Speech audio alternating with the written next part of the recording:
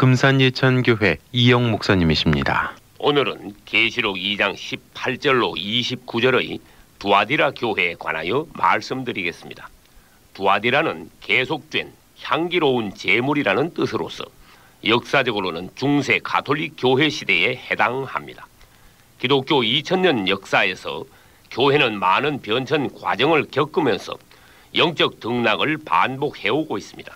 그러나 대체로 초대교회 이후 교회는 하락하기 시작하여 타락의 길을 걸어왔으며 교회 내에는 각종 세상적이며 마귀적이고 이방 종교적인 요소들이 계속 들어왔습니다.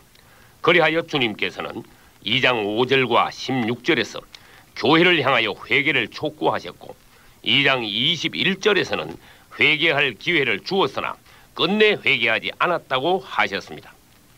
AD 29년 우리 주 예수께서는 십자가를 지시고 3일 만에 부활하신 후 40일 동안 이 땅에 계시다가 감람산에서 승천하셨습니다. 그 후 열흘 만인 오순절날 마가의 다락방에서 기도하던 120명의 제자들 위에 그분은 성령으로 오셔서 부어지심으로써 최초로 그리스도의 몸인 교회가 서게 되었습니다.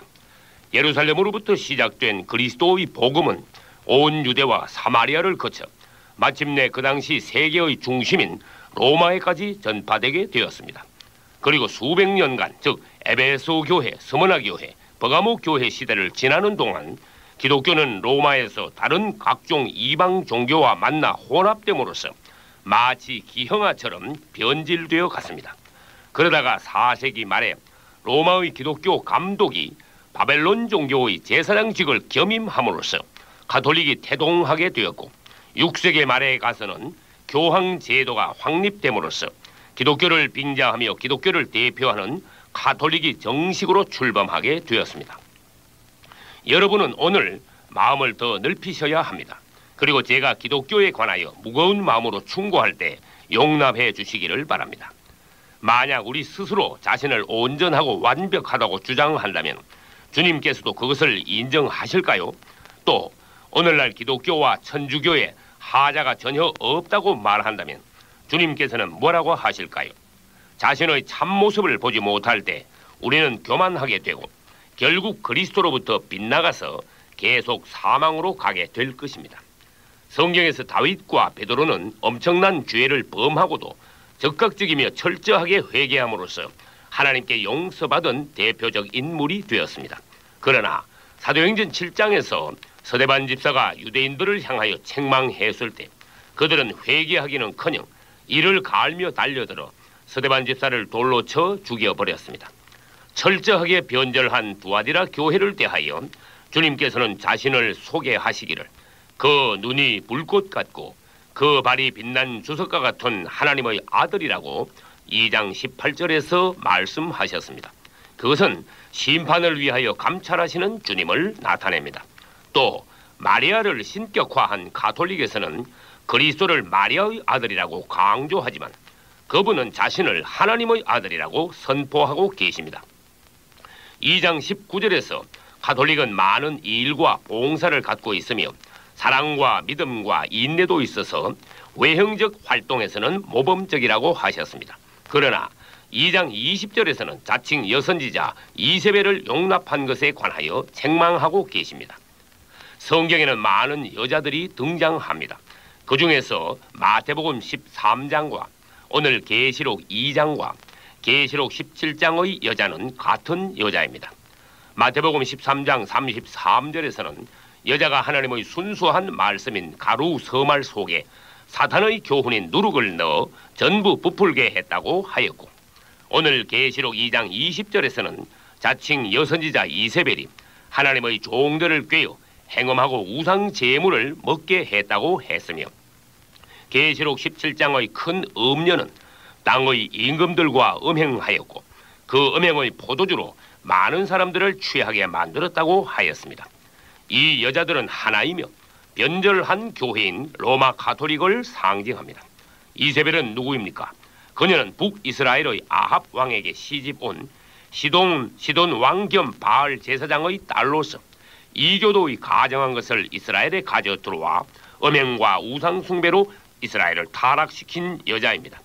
이 여자는 하나님께서는 인정하시지 않는 자칭 여선지자 노릇을 하였습니다.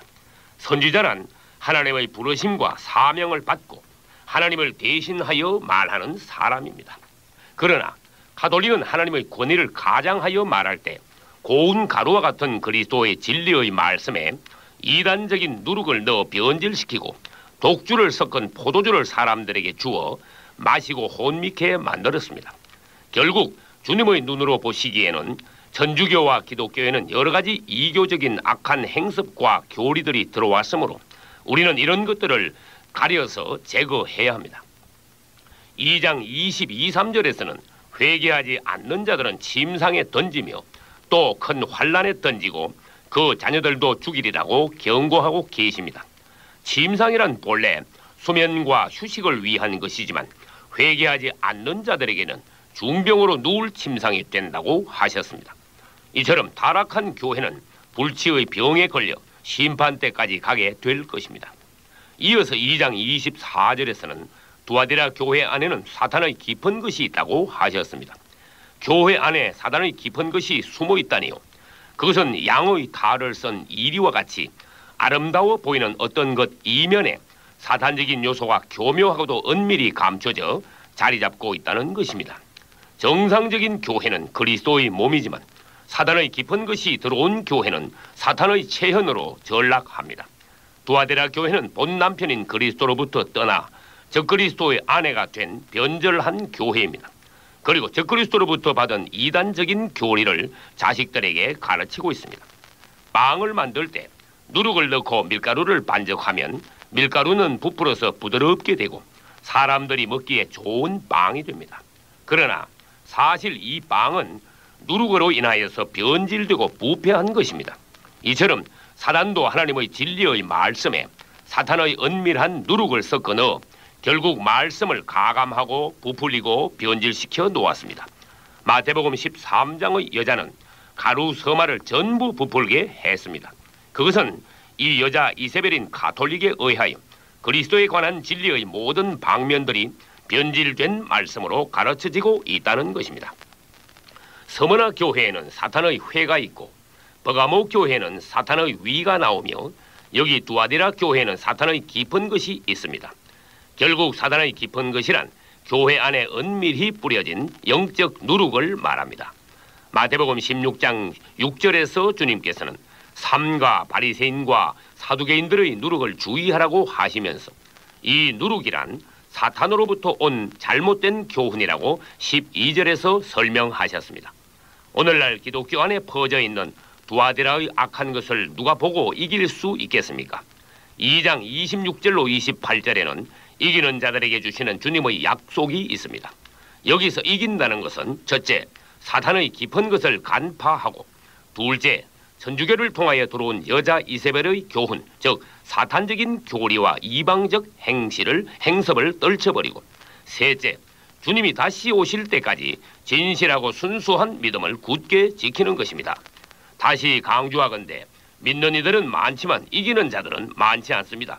당신이 이기는 자가 된다면 장차 올 천년왕국에서 그리스도와 함께 만국을 다스릴 철장 권세를 받게 되지만 반대로 실패한 그리스도인이 된다면 당신은 천년왕국의 누림에 참여하지 못하고 바깥 어두운 곳에 던져지게 될 것입니다.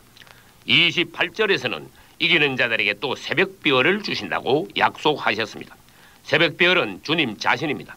그리스도의 초림 때 그분의 별은 유대 종교인들이 아닌 동방 박사들에게 나타나서 그들을 아기 예수께로 인도했습니다. 그리고 그분이 곧 재림하실 때 그분은 이기는 자들에게 새벽별이 되실 것입니다. 마지막으로 29절에서 주님께서는 귀 있는 자는 성령이 하시는 말씀을 들으라고 강조하셨습니다.